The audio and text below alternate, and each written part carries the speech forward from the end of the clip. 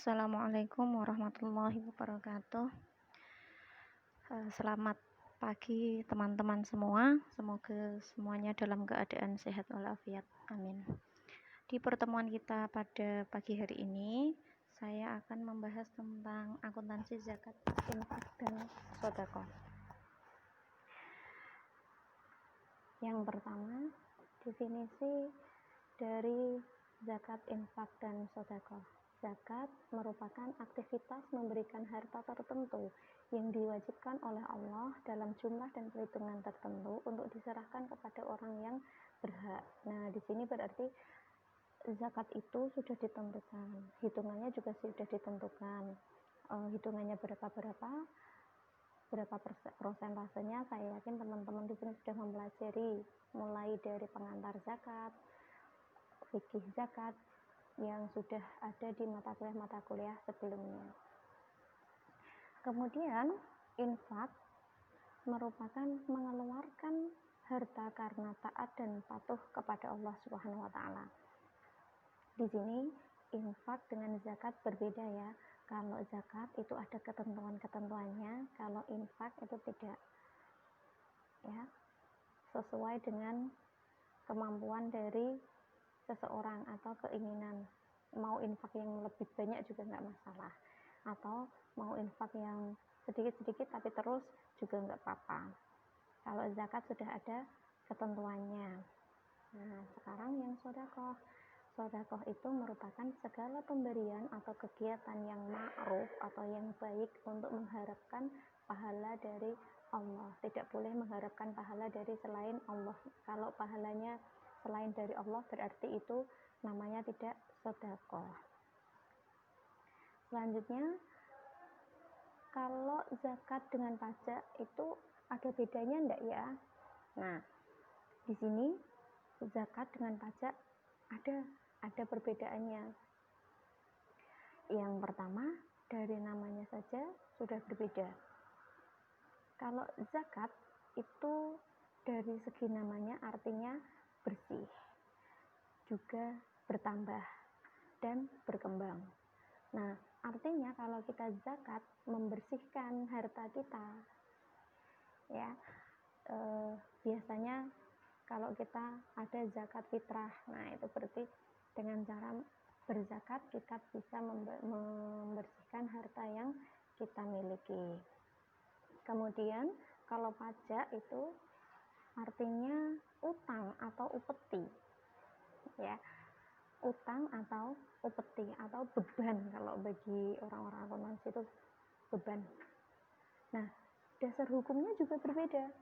Kalau zakat itu dasar hukumnya didasarkan dari Al-Quran dan As-Sunnah. Berbeda dengan pajak. Pajak itu dasar hukumnya adalah hukum negara atau hukum yang disahkan oleh negara kita di mana kita berada. Nisabnya zakat, nisabnya ditentukan oleh Allah yang sudah ditentukan di dalam Al-Quran dan As-Sunnah tadi. Sedangkan pajak nisabnya ditentukan oleh negara yang bersifat relatif. Sifatnya zakat bersifat tetap dan terus-menerus. Kalau tahun ini 2,5%, tahun berikutnya juga 2,5%. Nah, sedangkan pajak itu sesuai dengan kebutuhan dan juga dapat dihapuskan. Dalam kondisi-kondisi tertentu, pajak bisa dihapuskan. Subjeknya, kalau zakat itu subjeknya semua warga yang beragama Islam. Sedangkan pajak semua warga negara yang mempunyai penghasilan. Kemudian objek penerimanya, kalau zakat penerimanya tetap 8 asnaf. Kalau pajak pembangunan dan anggaran rutin untuk pembangunan jalan, untuk anggaran pemerintah dan seterusnya. Nah, ini jenis harta, imbalan, sanksinya. Kalau pajak itu sanksinya dari negara yang tidak membayar pajak nanti akan terkena denda dan sebagainya. Kalau zakat itu sanksinya dari Allah langsung, ya. Nah, kemudian motivasi membayar zakat itu motivasi karena iman dan takwa. Jadi seseorang itu bisa dikatakan beriman kalau kita melaksanakan zakat, karena zakat itu merupakan rukun Islam apa iman? Rukun Islam. Jadi kalau kita mau menyempurnakan, ya jangan lupa untuk membayar pajak. Selanjutnya, syarat wajib zakat. Jangan lupa membayar zakat, tidak pajak ya. Karena orang Islam itu wajib membayar zakat, tetapi tidak wajib membayar pajak. Nah, contohnya apa? Kalau kita tidak berpenghasilan tetap, kan tidak harus membayar pajak. Atau kita yang penghasilannya tidak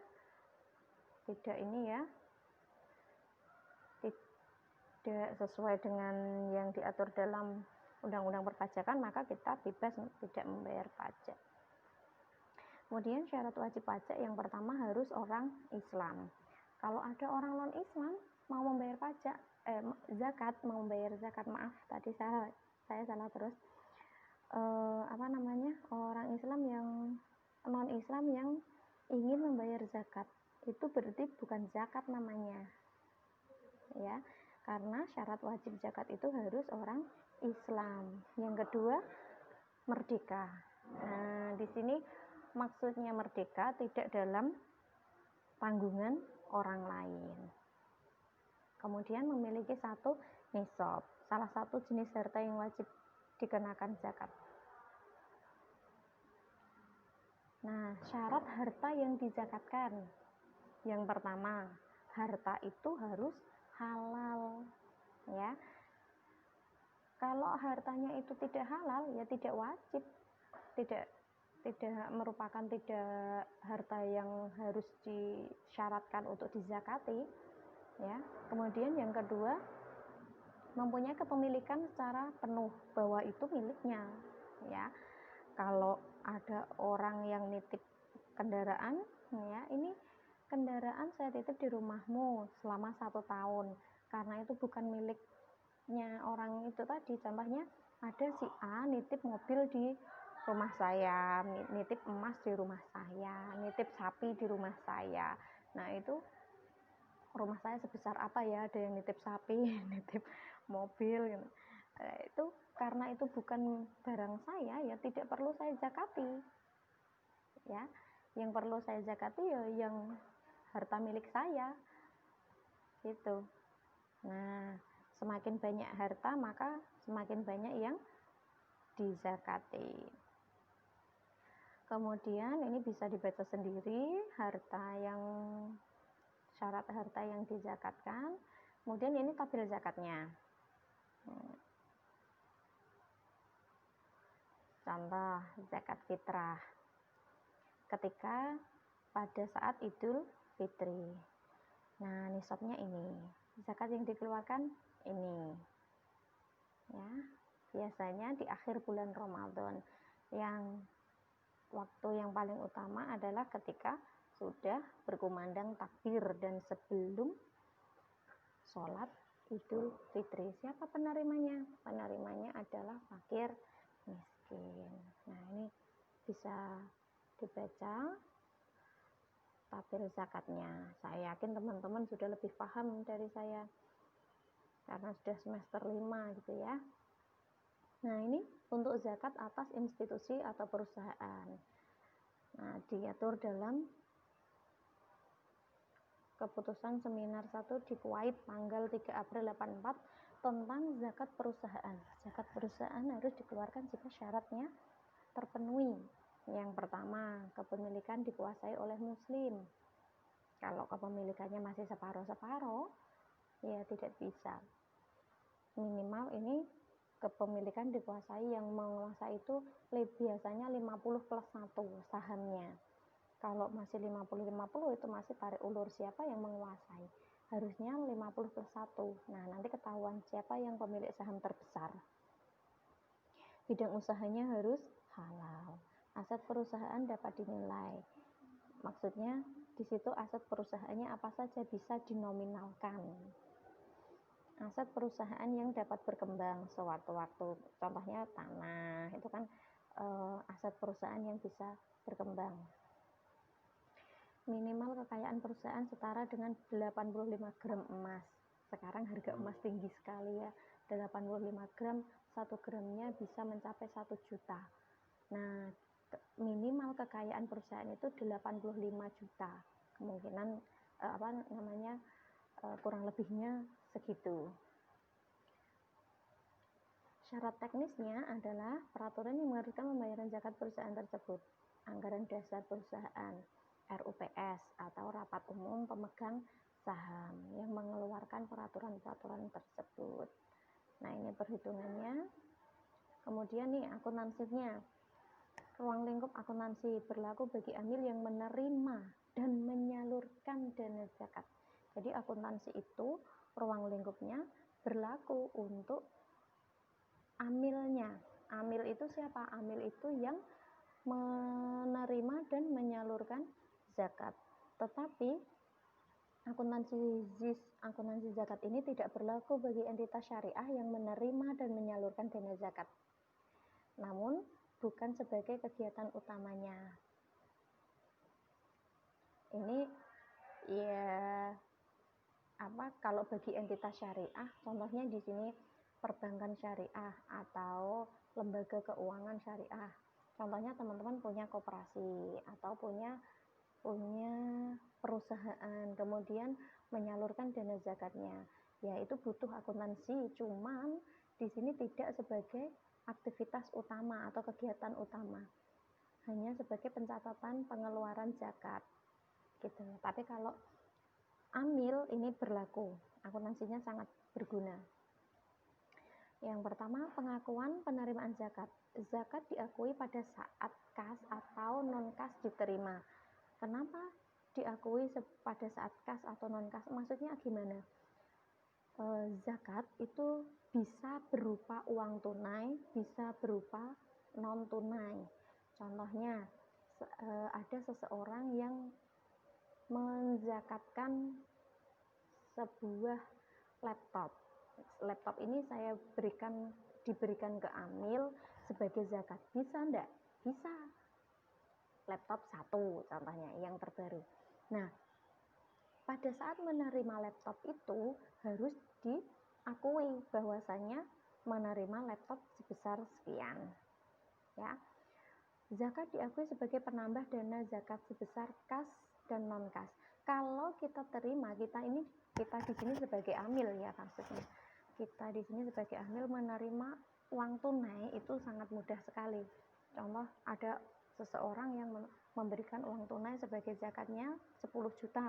Nah, itu langsung kita catat sebagai 10 juta, sebesar 10 juta. Tetapi kalau kasus tadi ada seseorang yang memberikan laptop untuk zakatnya, ini saya pengen zakat tapi zakat saya berupa laptop. Nah, gimana cara mencatatnya? Kita catat sebagai tidak tidak satu laptop gitu, karena laptop itu nilainya bisa berubah-ubah. Satu laptop itu harganya berapa? Nah, bisa kita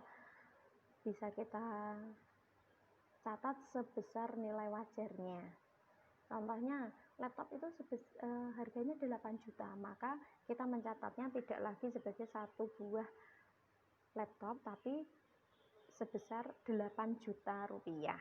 Maksudnya seperti itu nilai wajarnya, nilai pembeliannya. Jika muzaki menentukan mustahik tidak ada bagian amil, maka amil dapat menerima ujrah di luar dana zakat. Ujrah diakui sebagai penambah dana amil. Ya. Kemudian gini,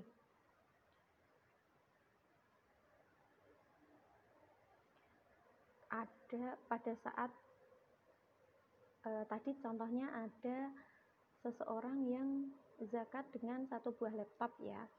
Nah, pada saat pembelian laptop itu harganya 8 juta. Ketika laptop itu diserahkan, mungkin dari masa pembelian itu selang 3 hari. Dibelinya tanggal 31 Oktober 2020.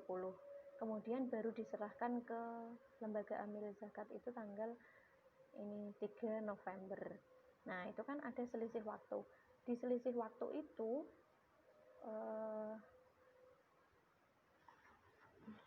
harga laptop sudah berubah. Harga laptopnya kalau dulu di tanggal 31 itu harganya 8 juta, tapi sekarang laptop seperti ini tidak laku kalau 8 juta, sampai 7.500.000. Maka dicatatnya ya, ada 2 macam. Yang pertama, kalau pengurangan harga tersebut dikarenakan karena kelalaian amil, contohnya begini, kok laptopnya tadi sudah diserahkan tanggal 31, kemudian si amil itu lupa menaruhnya, sampai tanggal 3 belum dicatat. Nah, tanggal 3 itu dibuka lagi laptopnya, ternyata ada satu keyboard yang rusak, tidak berfungsi, sehingga menimbulkan harganya turun. Kira-kira itu karena kelalaian amil apa tidak? Iya, kalau karena kelalaian amil, maka dicatatnya sebagai kerugian dan pengurangan dana amil. Tetapi kalau bukan karena kelalaian amil, itu dicatat sebagai pengurang dana zakat. Contoh tadi, yang belinya tanggal 31 ternyata baru dikasihkan di tanggal 3, baru sempat dikasihkan, dan tanggal 3 itu nilai asetnya sudah berkurang, maka itu dicatat sebagai pengurang dana zakat. Ini tidak bisa saya catat sebagai 8 juta karena harga sekarangnya 7.500.000, maka dicatat sebesar 7.500.000. Nah, sampai di sini ada yang ditanyakan? Silahkan kalau ada yang ditanyakan bisa chat di kolom komentar ya.